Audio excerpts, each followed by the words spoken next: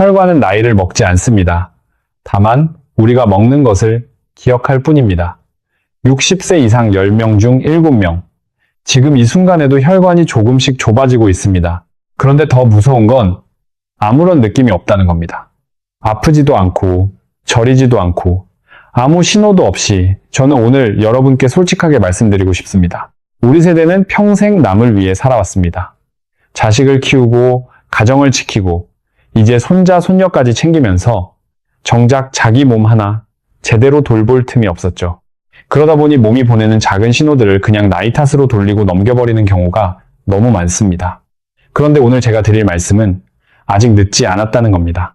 우리 몸은 정말 놀라운 회복력을 가지고 있어요. 제가 수십 년간 환자분들을 곁에서 지켜보면서 확신하게 된 사실입니다. 60대, 70대에도 올바른 음식 몇 가지만 바꿔도 혈관이 달라지고 피가 맑아지고 아침에 일어났을 때 머리가 한결 가벼워집니다. 오늘은 그 방법을 하나씩 천천히 여러분께 말씀드리겠습니다. 약 처방이 아닙니다. 거창한 치료법도 아닙니다. 지금 여러분 냉장고 안에 이미 있을지도 모르는 아주 가까운 이야기입니다. 끝까지 함께 해주세요. 오늘 이 시간이 여러분 혈관에 작은 선물이 되길 바랍니다. 잠깐 여러분께 한 가지 여쭤볼게요. 요즘 이런 느낌 있으신가요? 아침에 눈을 떴는데 머리가 맑지 않고 뭔가 무거운 느낌. 계단을 오르면 예전보다 숨이 조금 더 차는 것 같은 느낌. 손끝이나 발끝이 가끔 찌릿찌릿하거나 귀에서 윙하는 소리가 잠깐씩 들리는 느낌. 또는 밥을 먹고 나서 유독 피곤하고 졸린 느낌. 많은 분들이 이걸 그냥 나이 들면 다 그런 거지 하고 넘기십니다. 저도 그 마음 충분히 이해합니다. 그런데 저는 이렇게 생각합니다. 그건 노화가 아닙니다. 그건 경보입니다. 우리 몸은 거짓말을 하지 않아요. 다만 아주 조용히, 아주 천천히 신호를 보낼 뿐입니다. 그 신호를 알아채느냐, 그냥 넘기느냐, 그 차이가 나중에 얼마나 큰 결과를 만드는지 저는 수없이 목격해 왔습니다. 전북 전주에 사시는 연순 씨 이야기를 해드릴게요. 올해 68이신 분인데 평생 음식을 가려 드시고 술도 드시지 않는 분이었습니다. 어느 날 아침 남편 밥을 차리다가 왼손이 잠깐 저려왔어요. 그냥 잠을 잘못 잔 거겠지 하고 넘겼죠. 2주 뒤 정기검진을 받으러 병원에 갔더니 의사가 이렇게 말했습니다. 뇌로 가는 혈관이 이미 65% 좁아져 있다고. 연순 씨는 그 자리에서 멍해졌다고 하셨어요. 나는 건강하게 살았는데 왜 내 혈관이 이렇게 됐냐고. 그런데 사실 이건 연순 씨만의 이야기가 아닙니다. 국민건강보험공단 자료에 따르면 60세 이상 성인의 65% 이상이 증상 없이 동맥경화 초기 징후를 가지고 있는 것으로 나타났습니다. 증상이 없다는 게 안전하다는 뜻이 아니에요. 오히려 더 위험하다는 뜻입니다. 왜냐하면 혈관은 70% 가까이 좁아져도 별다른 통증이 없거든요. 그러다 어느 날 갑자기 아무런 예고 없이 쓰러지는 겁니다. 자, 그러면 도대체 왜 혈관이 이렇게 되는 걸까요? 어렵게 설명하지 않겠습니다. 아주 쉽게 우리 일상에서 찾을 수 있는 비유로 설명해 드릴게요. 오래된 집에 살아보신 분들은 아실 겁니다. 처음엔 수도관에서 물이 콸콸 잘 나오죠. 그런데 몇 년, 몇십 년이 지나면 어떻게 됩니까? 관 안쪽에 녹이 슬고 물때가 끼고 뭔가가 조금씩 쌓이면서 수압이 낮아지기 시작합니다. 그러다 어느 날 갑자기 물이 거의 안 나오거나 관이 터지기도 하죠. 우리 혈관이 정확히 이렇습니다. 혈관도 처음엔 깨끗하고 탄력 있고 피가 잘 흐릅니다. 그런데 나쁜 음식들이 쌓이면 LDL 콜레스테롤이라고 하는 나쁜 콜레스테롤이 혈관벽에 조금씩 달라붙기 시작해요. 처음엔 눈에도 안 보일 만큼 얇게 아주 조금씩. 그게 쌓이면 혈관이 좁아지고 좁아진 곳에 혈전이라고 하는 피 덩어리가 걸리면 그 순간 혈관이 막혀버립니다. 막힌 곳이 뇌라면 뇌경색, 심장이라면 심근경색이 되는 겁니다. 그런데 집 수도관이 막히면 배관공을 부르면 됩니다. 그런데 우리 혈관이 막히면 누구를 부를 수 있을까요? 그래서 중요한 건 막히기 전에 관리하는 것입니다. 혈관이 막히는 건 크게 3가지 단계로 진행됩니다. 첫 번째, 나쁜 콜레스테롤이 혈관 벽에 붙기 시작합니다. 두 번째, 혈관이 좁아지면서 혈압이 올라가고 피가 끈적해집니다. 세 번째, 혈관 자체가 딱딱해지면서 탄력을 잃어버립니다. 이 3가지를 동시에 막아주는 음식이 있다면 얼마나 좋을까요? 사실 있습니다. 그것도 아주 가까운 곳에. 지금부터 하나씩 말씀드리겠습니다. 준비되셨나요?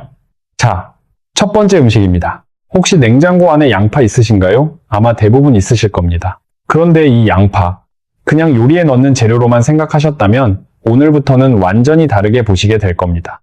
양파에는 퀘르세틴이라는 성분이 들어있습니다. 이름이 좀 어렵죠? 쉽게 말씀드리면 혈관 청소부입니다. 혈관 벽에 달라붙으려는 나쁜 콜레스테롤을 막아주고 이미 끈적해진 피를 묽고 맑게 만들어주는 역할을 합니다. 그런데 여기서 한 가지 중요한 사실이 있습니다. 양파는 어떻게 먹느냐에 따라 효과가 완전히 달라집니다. 한국식 영양학회 자료에 따르면 양파를 자른 뒤 바로 조리하는 것보다 15분에서 20분 정도 공기 중에 두었다가 조리하면 퀘르세틴 활성화 효과가 훨씬 높아진다고 합니다. 양파를 자르면 세포가 파괴되면서 효소 반응이 일어나는데 이때 충분한 시간을 주면 유익한 성분이 더 많이 생성됩니다. 15분, 딱 이것 하나만 기억하셔도 됩니다. 또 한 가지, 일반 양파보다 적양파, 그러니까 자주색 양파에 퀘르세틴이 약 30% 많이 들어있습니다. 시장에 가시면 꼭 한번 골라보세요. 색이 진한 양파를 고르시면 됩니다. 그러면 어떻게 드시는 게 좋을까요? 제가 추천하는 방법은 양파즙을 내서 드시는 겁니다. 양파 한 개를 적당히 썰어서 물 1컵 반 정도와 함께 약불에 20분에서 30분 끓이세요. 그러면 양파의 유익한 성분이 물에 녹아 나옵니다. 건더기는 걸러내고 국물만 하루에 한두 잔씩 드시면 됩니다. 여기에 사과 식초를 찻숟가락으로 하나 정도 넣어 드시면 더 좋습니다. 사과 식초의 아세트산이 혈중 중성지방 수치를 낮추는데 도움이 된다는 연구 결과들이 있거든요. 맵고 쓴맛이 부담스러우시다면 꿀을 조금 넣으셔도 괜찮습니다. 단, 주의하실 점이 있어요. 아스피린처럼 혈액을 묽게 하는 약을 드시는 분들은 양파를 과도하게 드시면 안 됩니다. 두 가지가 함께 작용하면 출혈 위험이 높아질 수 있거든요. 반드시 담당 의사 선생님과 먼저 상담하세요. 하루에 양파 1개 정도, 이것이 적정량입니다. 자, 양파의 효과를 정리하면 이렇습니다. 나쁜 콜레스테롤이 혈관벽에 달라붙는 것을 막아주고 혈압을 자연스럽게 낮춰주며 끈적한 피를 맑게 만들어줍니다. 한 연구에서는 양파를 꾸준히 섭취한 그룹에서 혈전 생성이 40에서 50% 감소했다는 결과도 있었습니다. 출처는 영상 아래 설명란에 달아두겠습니다. 그런데 이 양파만으로는 충분하지 않습니다. 혈관 안에 이미 쌓여있는 기름 덩어리를 녹여내려면 다른 힘이 필요합니다. 그게 바로 두 번째 음식입니다. 부산 자갈치 시장을 아십니까? 아침 일찍 나가보시면 할머니들이 눈 빠르게 고등어를 고르는 모습을 보실 수 있어요. 살이 탱탱한 것, 눈이 맑은 것, 비늘이 반짝이는 것, 오랜 세월 쌓인 눈썰미로 딱 좋은 것만 골라내십니다. 그 할머니들이 아마도 모르셨겠지만 평생 고등어를 즐겨 드신 것이 사실 혈관을 지키는 일이기도 했습니다. 고등어, 꽁치, 삼치, 연어 같은 등 푸른 생선에는 오메가3 지방산이 풍부합니다. 그 중에서도 EPA와 DHA라는 두 성분이 혈관 건강에 아주 중요한 역할을 합니다. EPA는 혈관 청소부입니다. 혈중 중성지방을 30에서 40% 낮춰줍니다. 이게 어느 정도냐 하면 병원에서 처방하는 일부 약과 비슷한 수준의 효과라는 연구 결과도 있을 정도입니다. 나쁜 콜레스테롤은 낮추고 좋은 콜레스테롤은 높여줍니다. 좋은 콜레스테롤이 하는 일이 뭔지 아세요? 나쁜 콜레스테롤을 간으로 가져가서 분해시키는 역할을 합니다. 그러니까 혈관 청소를 두 방향으로 동시에 해주는 셈이죠. DHA는 뇌를 보호합니다. 우리 뇌의 60%가 지방으로 이루어져 있는데 그중 상당 부분이 DHA입니다. DHA가 충분하면 혈관성 치매 위험을 줄이는 데 도움이 된다는 연구들이 있습니다.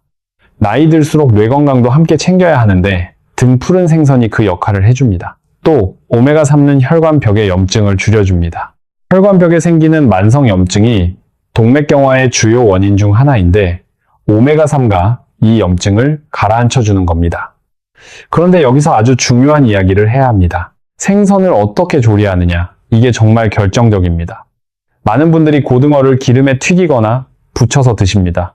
그런데 이렇게 하면 오메가3가 대부분 파괴됩니다.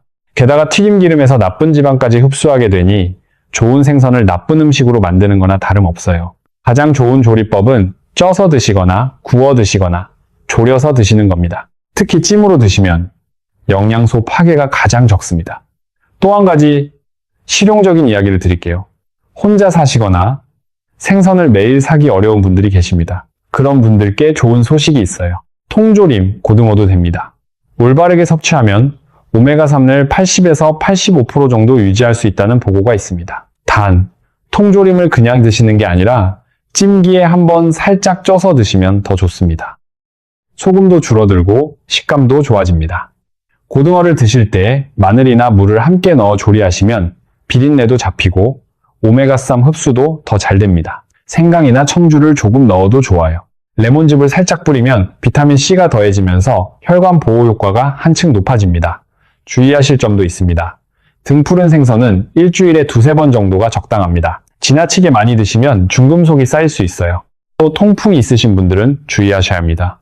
등, 푸른 생선에 퓨린 성분이 있어서 요산 수치를 높일 수 있거든요. 통풍이 있으시면 주치의 선생님과 상담 후 양을 조절하세요.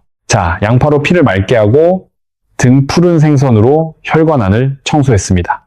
이제 마지막 남은 한 가지. 이건 아마 여러분이 가장 의외라고 느끼실 수 있는 음식입니다. 콜레스테롤 걱정 없이 단백질을 채울 수 있는 음식. 그게 뭘까요? 잠깐 여기서 한 가지 질문 드릴게요. 만약 제가 지금 콜레스테롤 걱정 없이 단백질을 충분히 채울 수 있는 완벽한 식품이 뭔지 물어본다면 여러분은 뭐라고 하시겠어요? 두부? 닭가슴살? 콩? 정답은 달걀, 흰자입니다. 아마 많은 분들이 달걀은 콜레스테롤 때문에 조심해야 한다고 알고 계실 겁니다. 맞습니다. 달걀 노른자에는 콜레스테롤이 상당히 많이 들어있어요. 그런데 흰자는 완전히 다른 이야기입니다. 달걀 흰자의 단백질 함량은 거의 90%에 달합니다. 지방은 거의 없고 콜레스테롤은 제로입니다. 그런데 단순히 단백질이 많다는 것만이 중요한 게 아닙니다. 달걀 흰자에 들어있는 필수 아미노산들이 우리 간에서 아주 중요한 일을 합니다. 첫째, 간이 지방을 분해하는 능력을 높여줍니다. 간은 우리 몸의 지방 처리 공장이에요. 이 공장이 잘 돌아갈수록 혈중 콜레스테롤과 중성지방이 자연스럽게 줄어듭니다. 달걀 흰자의 아미노산이 이 공간의 가동 효율을 높여주는 겁니다. 둘째, 혈관벽을 보호하는 단백질 합성을 도와줍니다. 우리 혈관 내벽은 늘 조금씩 목표상되고 또 복구됩니다. 이 복구 과정에서 재료가 되는 것이 바로 단백질이에요. 달걀 흰자는 그 재료를 공급해주는 역할을 합니다. 한 연구에서 달걀 흰자를 꾸준히 섭취한 그룹의 LDL 콜레스테롤이 평균 15에서 20% 감소하고 HDL 콜레스테롤은 약 10% 증가했다는 결과가 나온 바 있습니다. 이 내용은 설명란에 출처를 표기해 두겠습니다. 어떻게 드시면 좋을까요? 가장 권장하는 방법은 삶아서 드시는 겁니다. 매일 아침 삶은 달걀 흰자 2개, 이것만으로도 충분한 시작이 됩니다. 흰자만 먹으면 퍽퍽하고 맛이 없다는 분들이 많으세요. 그런 분들께는 계란찜을 추천합니다. 달걀 흰자 3개의 물을 비슷한 양 넣고 소금을 아주 조금, 그리고 대파를 잘게 썰어 넣은 후 뚜껑을 덮고 약불에 10분. 부드럽고 촉촉한 계란찜이 완성됩니다. 기름 없이도 충분히 맛있어요. 채소와 함께 살짝 볶아 드셔도 좋습니다. 단, 기름은 최소한으로 사용하세요. 그러면 노른자는 버려야 하냐고요? 완전히 버릴 필요는 없습니다. 노른자에도 비타민과 미네랄이 있거든요.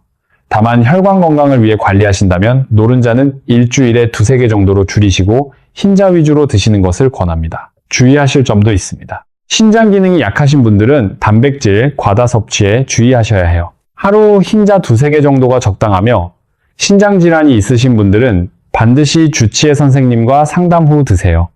자, 이렇게 3가지 음식을 알아봤습니다.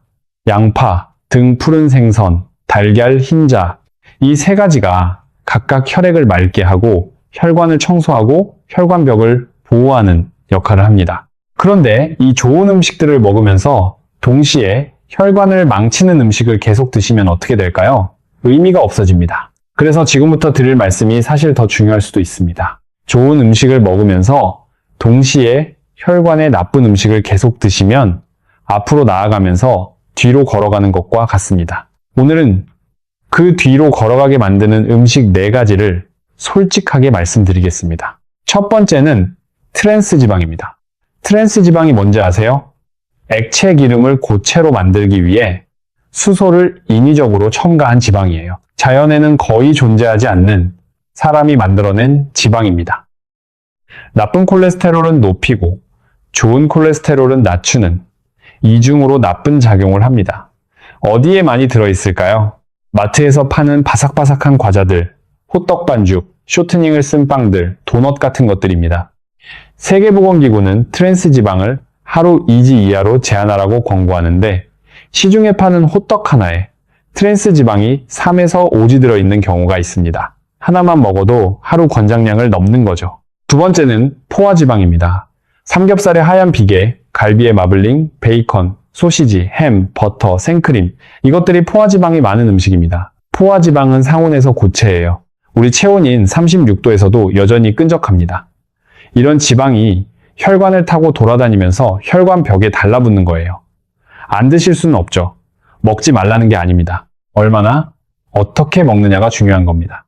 삼겹살을 드시더라도 비계 부분을 최대한 걷어내고 쌈, 채소와 함께 일주일에 한 번 정도로 줄이시면 됩니다. 세 번째는 나트륨입니다. 라면 한 봉지에는 나트륨이 약 1, 700에서 2, 0mg 들어있습니다. 세계보건기구 하루 권장량이 2, 0mg인데 라면 한 그릇이면 거의 하루 권장량을 채우는 겁니다. 거기다 국물까지 드시면 넘어갑니다. 국물 요리를 좋아하시는 분들, 젓갈이나 간장을 자주 드시는 분들은 특히 주의하세요. 나트륨을 줄이는 가장 쉬운 방법 하나 알려드릴까요? 국이나 찌개의 국물을 절반으로 줄이세요. 건더기는 다 드시고 국물만 남기는 겁니다. 이것만으로도 나트륨 섭취를 크게 줄일 수 있습니다. 그리고 의외의 복병이 하나 있습니다. 흰쌀밥입니다. 흰쌀밥 2공기, 매 끼니마다 드시는 분들 많죠. 된장찌개에 김치, 여기까지는 좋습니다. 그런데 흰쌀밥을 2공기씩 드시면 혈당이 빠르게 올라갑니다. 이 과정이 반복되면 혈관벽이 손상되고 염증이 생겨요. 흰쌀밥 자체가 나쁜 게 아닙니다. 양의 문제입니다. 한 공기 반으로 또는 잡곡을 섞는 것으로 조금씩 줄여가 보세요. 네 번째는 액상과당입니다. 탄산음료, 과일맛 음료, 달달한 캔커피, 카페에서 파는 달콤한 음료들. 이것들에 들어있는 액상과당은 간에서 중성지방으로 바뀝니다. 그러면 혈중 중성지방이 올라가고 혈관 건강에 직접적인 영향을 줍니다. 탄산음료 한 캔에는 각설탕이 약 10개 분량의 당이 들어있다고 합니다. 생각보다 많죠? 이 네 가지를 줄이는 것만으로도 앞서 말씀드린 세 가지 좋은 음식의 효과가 훨씬 잘 나타납니다. 자, 그러면 이것들을 실천하면 우리 몸이 어떻게 변해갈까요? 연순 씨의 이야기로 다시 돌아가 보겠습니다. 연순 씨는 그날 병원에서 나온 뒤 마음을 먹었습니다. 약에만 의존하지 않고 먹는 것부터 바꿔보자고. 매일 아침 양파즙 한 잔, 일주일에 3번 고등어 조림, 달걀 흰자로 만든 계란찜을 반찬으로, 라면은 한 달에 한 번으로 줄이고 국물은 밥만 드셨습니다. 일주일이 지났을 때 연순 씨는 이렇게 말씀하셨어요. 몸이 조금 가벼운 것 같기도 하고 아닌 것 같기도 하고 사실 일주일은 너무 짧습니다. 그래도 변화는 시작되고 있었어요. 나트륨을 줄이면서 부기가 빠지기 시작했고 혈압이 조금씩 안정되기 시작했습니다. 한 달이 지났을 때는 달랐습니다. 아침에 일어났을 때 머리가 전보다 맑다고 하셨어요. 발끝이 덜 저리다고. 저는 변화가 느껴지신다면 그게 맞는 겁니다 라고 했죠. 3개월 뒤 재검사 결과 담당 의사가 수치가 좋아졌다고 했습니다. LDL 콜레스테롤이 내려가고 혈압이 안정됐다고. 연순 씨는 전화로 이렇게 말씀하셨어요. 선생님, 남편이 요즘 얼굴이 밝아졌다고 하더라고요. 그 한마디가 가장 기억에 남습니다. 여러분도 마찬가지입니다. 한 달 만에 드라마틱하게 달라지기를 기대하시면 안 됩니다. 혈관은 수십 년에 걸쳐 변한 거니까요. 하지만 꾸준히 하시면 분명히 달라집니다. 작은 변화가 쌓여서 큰 변화가 됩니다. 그리고 음식 외에 지금 당장 시작할 수 있는 생활 습관이 몇 가지 있습니다. 아주 간단한 것들입니다. 첫째, 매일 30분 걸으세요. 빨리 걸을 필요 없습니다. 아파트 단지 안을 한 바퀴 천천히 도는 것으로 시작하셔도 됩니다. 걷기는 종아리 근육이 수축하면서 정맥 혈액을 심장으로 밀어 올리는 펌프 역할을 합니다. 매일 30분 걷는 사람은 그렇지 않은 사람보다 심혈관 질환 위험이 낮다는 연구 결과가 여러 건 있습니다. 둘째, 물을 충분히 드세요. 하루 1.5에서 2리터. 한 번에 많이 드시려 하지 마시고 아침에 일어나자마자 한 컵, 식사 전에 한 컵, 이렇게 나눠서 드세요. 보리차나 옥수수차도 좋습니다. 물이 충분하면 혈액이 묽어지고 혈전 위험이 줄어들어요. 셋째, 목과 어깨를 자주 풀어주세요. 목에는 뇌로 가는 중요한 혈관들이 지나갑니다. 목과 어깨 근육이 굳어 있으면 혈관을 압박해 뇌로 가는 혈류가 나빠질 수 있어요. 아침 저녁으로 3분씩 목을 좌우로 천천히 돌리고 어깨를 올렸다 내리는 스트레칭을 해주세요. 넷째, 깊은 호흡을 연습하세요. 우리 전통 양생법에도 있는 방법입니다. 조용히 앉아 코로 천천히 숨을 들이쉬고 입으로 길게 내쉬는 것을 하루 5분만 해보세요. 스트레스 호르몬이 혈관을 수축시키는데 깊은 호흡이 이를 완화시켜줍니다. 다섯째, 충분히 주무세요. 수면 중에 우리 몸은 손상된 혈관을 복구합니다. 혈관은 잠잘 때 고쳐집니다. 하루 7시간에서 8시간, 그리고 가능하면 밤 10시에서 11시 사이에는 잠자리에 드시는 것을 권합니다. 자, 이렇게 좋은 음식과 생활 습관까지 말씀드렸습니다. 그런데 마지막으로 반드시 드려야 할 말씀이 있습니다. 이건 정말 중요합니다. 생명과 직결되는 내용이니까 꼭 끝까지 들어주세요. 제가 응급실에서 일하던 시절 새벽 2시에 실려온 70대 할아버지가 기억납니다. 옆에 계시던 할머니께서 이렇게 말씀하셨어요. 아침부터 좀 이상했는데 낮잠 한번 자면 나을 것 같아서 기다렸어요. 그 말이 아직도 귓가에 남아 있습니다. 그 몇 시간이 얼마나 소중한 시간이었는지 그 할머니는 나중에 아셨을 겁니다. 뇌졸중의 골든타임은 3시간입니다. 이 시간 안에 병원에 도착해서 치료를 시작해야 후유증을 최소화할 수 있어요. 1분이라도 빠를수록 살아남는 뇌세포가 많아집니다. 다음 증상이 나타나면 절대 기다리지 마세요. 즉시 119에 전화하세요. 갑자기 한쪽 팔이나 다리에 힘이 빠지는 것, 말이 어눌해지거나 하려는 말이 나오지 않는 것, 웃을 때 입이 한쪽으로 쏠리거나 얼굴이 한쪽으로 처지는 것, 평생 경험해 본 적 없는 극심한 두통이 갑자기 오는 것, 한쪽 눈이 갑자기 안 보이거나 물체가 두 개로 겹쳐 보이는 것, 빙빙 도는 심한 어지러움과 구토가 함께 오는 것, 이 중 하나라도 해당된다면 참지 마세요. 눈치 보지 마세요. 119에 전화하는 것은 당연한 권리입니다.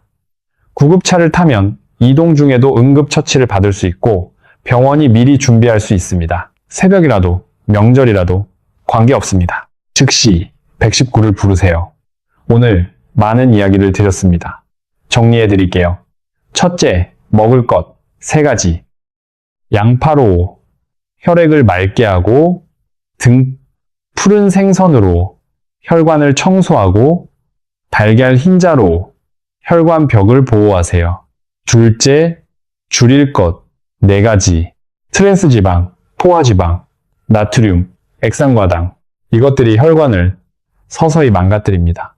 셋째, 응급신호는 즉시 119, 한쪽 마비, 말어누람, 얼굴 처짐, 극심한 두통. 절대 기다리지 마세요. 수십 년간 환자분들을 곁에서 지켜보면서 제가 깨달은 것이 있습니다. 혈관 건강은 거창한 것이 아닙니다. 오늘 아침밥상에서 시작됩니다. 냉장고 문을 열 때마다 시작됩니다. 저녁 산책 신발을 신을 때마다 시작됩니다. 그 작은 선택 하나하나가 모여서 혈관의 나이를 결정합니다. 늦었다고 생각하지 마세요. 우리 몸은 우리가 포기하지 않는 한 포기하지 않습니다. 연순 씨가 그랬던 것처럼 여러분도 분명히 달라지실 수 있습니다. 오늘 저녁 식탁에서 딱 하나만 바꿔보세요. 국물을 절반만 남기는 것도 좋고 내일 장 보실 때 고등어 한 토막을 더 담는 것도 좋습니다. 오늘 드신 한 끼가 내일의 혈관을 만듭니다. 혈관은 나이를 먹지 않습니다. 다만 우리가 먹는 것을 기억할 뿐입니다. 지금 이 영상을 보고 계신 분들 중에 냉장고에 고등어가 있으신 분은 댓글에 있어요. 아직 없으신 분은 살게요 라고 남겨주세요. 여러분의 작은 한 걸음을 진심으로 응원합니다. 건강하게 오래오래 사랑하는 사람들 곁에서 오늘도 함께 해주셔서 감사합니다.